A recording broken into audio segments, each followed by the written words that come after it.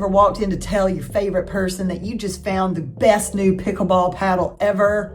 And they're just like, well, I don't know what that is. What's pickleball? Why do you love pickleball so much? Pickleball's not tennis.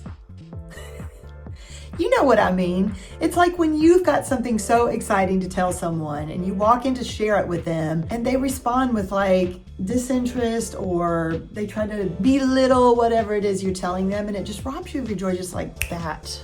You know the ones. How do you protect your joy? Let's talk about it. Your Southern Lesbian, traveling the globe again, from London to California with a little bit of Carolina. Hey y'all, welcome back. It's me, Ashley, your Southern Lesbian. So nice to see you again, and thank all of you so much for being here. Like, I just get so much joy out of reading all the comments that you leave each week. It's so nice to be able to interact with you guys because it gives me a sense of like, who the heck's out there? Who's behind the screen that I'm looking at? It is fun, for real, y'all. I really appreciate you, and I think this community is fantastic, and y'all are always so kind, and you leave thoughtful comments. And so if you are listening on Apple Podcasts or Spotify or whatever, check out YouTube once in a while, because this is an interactive community here, and it's just, I would love to be able to respond to you on Apple, but I can't. So just saying, you know, if you want to interact with me or with anybody else here who's listening to these topics, then YouTube is the place to do that. So today, I mean, look, we are in the middle of a shit storm in the States, right? Everybody knows that. I don't care which side of it you're on. We're in a shit storm. Never in our lifetimes did we think we'd see something like this, right? So here we are. There are things on the daily that try to rob you of your joy. And people don't mean to do this, but it happens. It happens a lot, right? I use the example of the pickleball paddle, y'all, because it is my new favorite thing in life. For those of y'all who have fast reflexes like me and you haven't tried pickleball, I know everybody thinks it's old people's sport, whatever. The world number one is 19 years old, by the way. Have y'all heard of Anna Lee Waters? Oh my God, y'all, watch some of those pros play. They are so inspiring, so fun. I'm obsessed with it. Anyway, whenever I try to tell somebody about this, or it could be that, or it could be whatever, you know, it just, nothing will flatten you in an instant than somebody just going, well, I don't really know what you're talking about, or, you know, what is that? I mean, it can bring your mood down so fast. So how do you protect yourself? How do you protect that joy? You know, you can go on social media, and hence the term doom scrolling has come about in the last few years, right? Because it seems like all we're doing is just posting and reposting and sharing and sharing and sharing all the horrific events that are happening in the world. Now, I'm guilty of this sometimes, y'all. I mean, I hate it, but sometimes I'll see things and I try really hard not to. If it's something that affects my community, like the gay community especially, you better believe I'm like, people need to know about this, because it's my job. I got a big mouth. I got a platform. I think it's my job in a way to speak up on these things. But having said that, you know, there are people out there who get really upset because people with platforms don't speak up about everything. Well, my God, can you imagine if we did?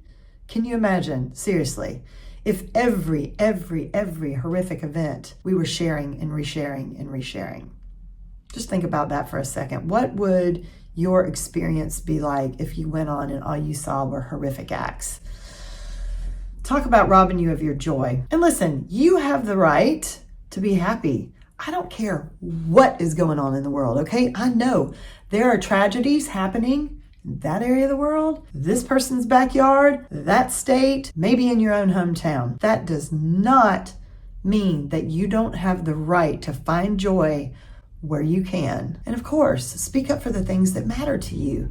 You know, pick the things that you feel really aligned with, that you also feel you can make a difference in by sharing. Like, I don't know, y'all. I don't like seeing people just blindly share things that are horror to watch. I think it's a real fine line right now, y'all. I mean, I get that we need to all be aware of what's going on in the world, but trust me, I think we're aware, right? I mean, as of late, I have defaulted to just sharing a lot of really silly stuff because I don't see a lot of it. And I want my algorithm to continue to pick up on some silly, fun stuff, because the whole reason I started going on social media in the beginning was to connect with people I love. And yeah, for that little hit of dopamine of something fun that I want to enjoy watching.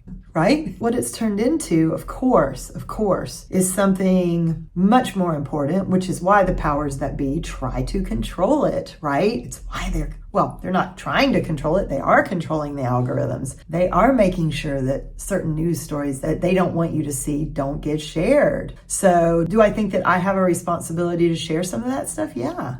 Yeah, absolutely. All I'm saying is I do try to pick the stories that not only show the horror of what's going on, but show how you can do something about it.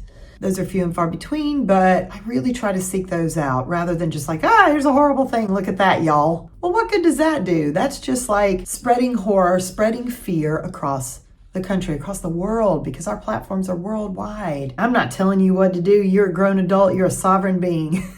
I'm just some random on the internet, but this is what I do. I really do try to find the ones that also give you like, and here's what you can do about it. What is my point? Here we go with the menopause again, y'all. Oh yeah. How do you protect your joy? And how in the heck does this relate to dating, Ashley? Well, I'm going to tell you, Broomhilda. Stand by for that. First of all, I think that protecting your joy, especially in these times, and I've been talking to y'all about this almost ad nauseum, like being grounded right now is so important. It is the reason why, and I've said this again, why people meditate. And people hear the word meditation and they instantly tune out. They see that little Buddha in the corner and they go, oh, that's not for me. It's boring. I get you. And there are a lot of days, I don't like to admit this, there are a lot of days that I can't meditate either. I try, I sit there and I'm like, my God, I can't shut my brain off. I can't shut my mouth up. So what, you think I can shut this off? But meditation can exist in a lot of different ways, right? I do personally believe, not everybody will believe this maybe, but I do believe that music is a form of meditation if you are someone that can get lost in your music and be present with it.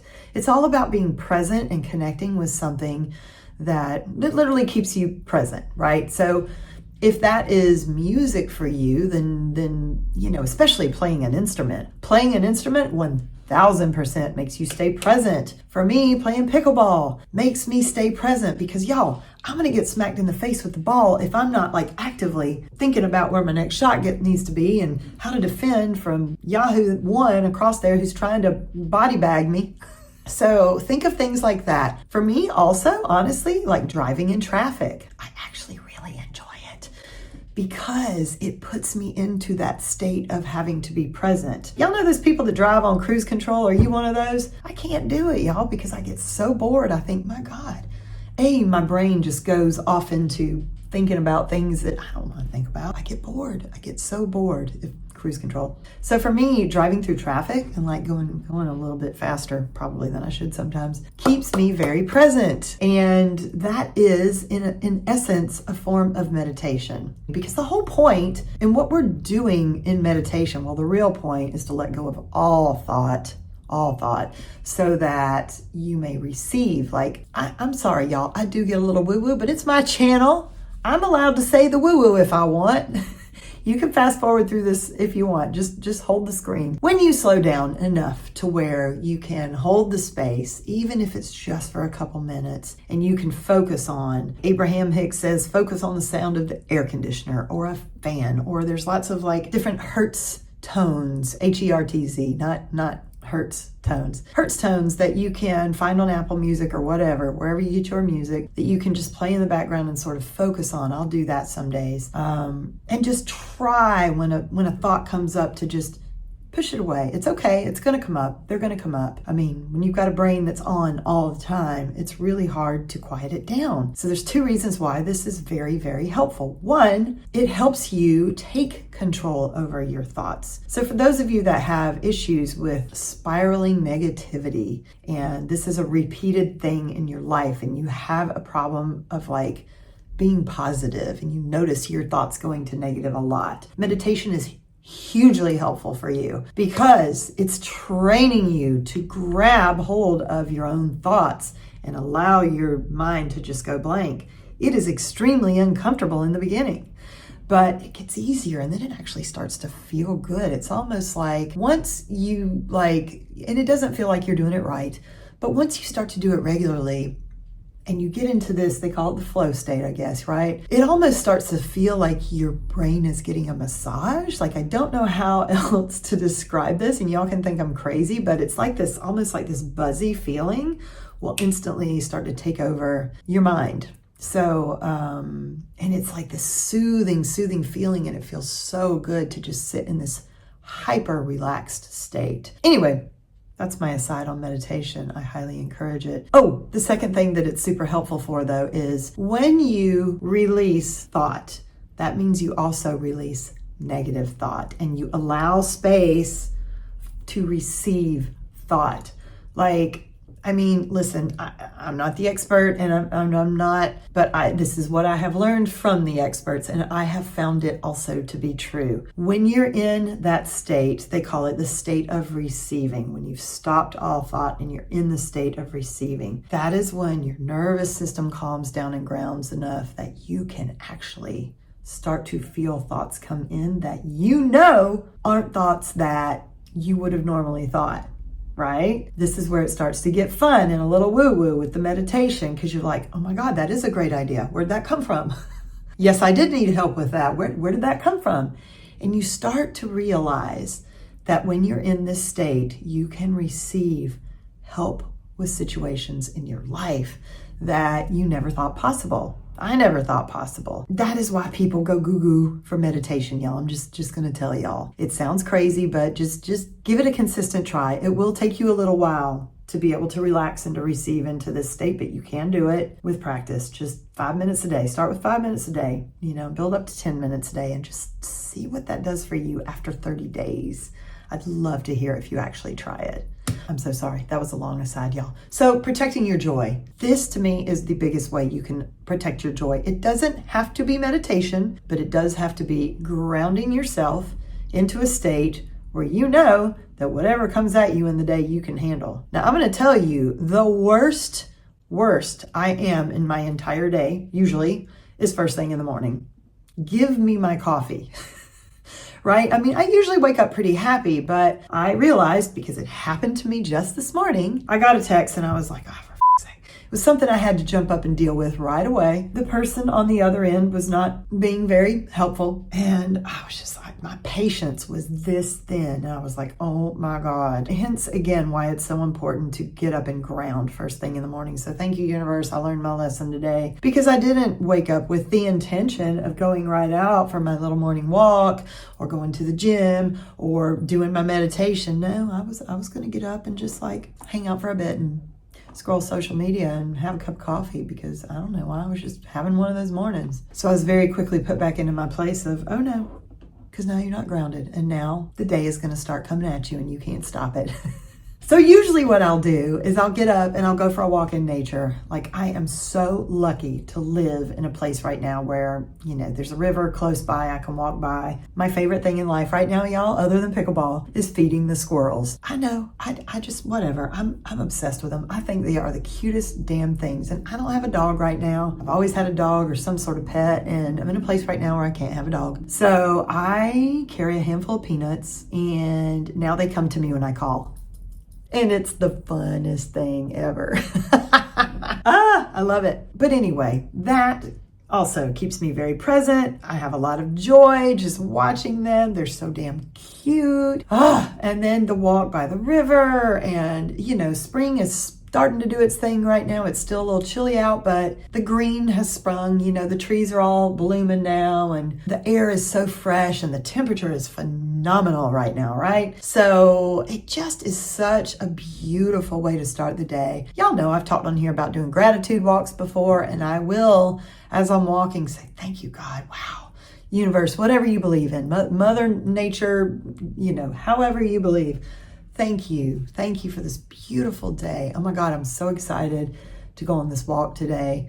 Whether you are or not, just say it out loud, because the more you say it, the more it tricks your brain into believing it. And before you know it, you're having a great morning.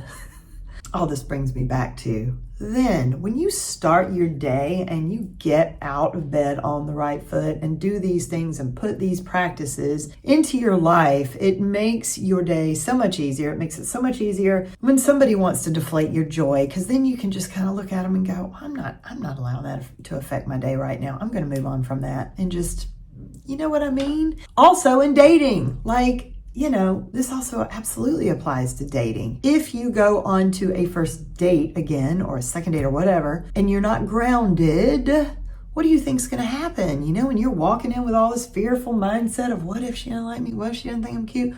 What if she's horrible? What if Stop it. Ground yourself, get in a great mood before you go on to that date, because guess what? Then you're going to show up as your best self. You're always going to be your best self when you're in a happy state of mind. You've just had a nice little walk, you've listened to your favorite music, played your instrument, played pickleball, whatever it is that makes you happy, fed your squirrels. I have recognized these as cheat codes. So if I've got something really hard in the day coming up, or I'm dealing with a situation that I know is going to be a pain in the ass, that is my cheat code, and I'm sharing it with y'all. I will either meditate for a few minutes first, or if I have time to go on the walk, or I have time to put on some great music and sing something I love real quick and dance around the kitchen or whatever. Those little things can dial up your energy so fast so that you're coming from a much more grounded space to deal with whatever it is you're dealing with. Okay, I hope that helps y'all. Short and sweet and to the point. Thank you again so much for being here. As always, if you haven't subscribed, please subscribe. It means so much to me. It does help me, as does liking and commenting. I would love to know what you do to ground yourself and to protect your own joy. There's thousands of ways to do it, of course. I didn't even talk about just not being around and entertaining certain people in your life, or not following certain social media accounts. Protect your joy. It's so important. You will still be aware of what's going on in the world, I promise you. Pick one or two really credible news outlets and just get rid of the rest. You don't need to hear it from 20 sources. Find your joy. It's the only thing that's going to keep us as a collective grounded enough so that as we are moving forward to make really important decisions, which will be coming down the pipe, hint, hint, wink, wink, nudge, nudge, we're going to have to come from a place where we can handle what's being thrown at us. You get me? I think you do. Anyway, I appreciate y'all so much. I'm so grateful for this community.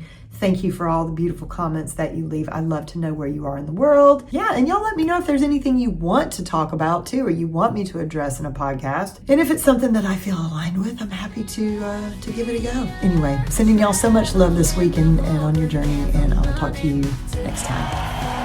Bye, y'all. Just a reminder, y'all, I'm not a doctor. Everything I share here is for entertainment and encouragement, not medical advice. The views you hear are mine or my guests, not my sponsors. Any similarity to real people is purely coincidence.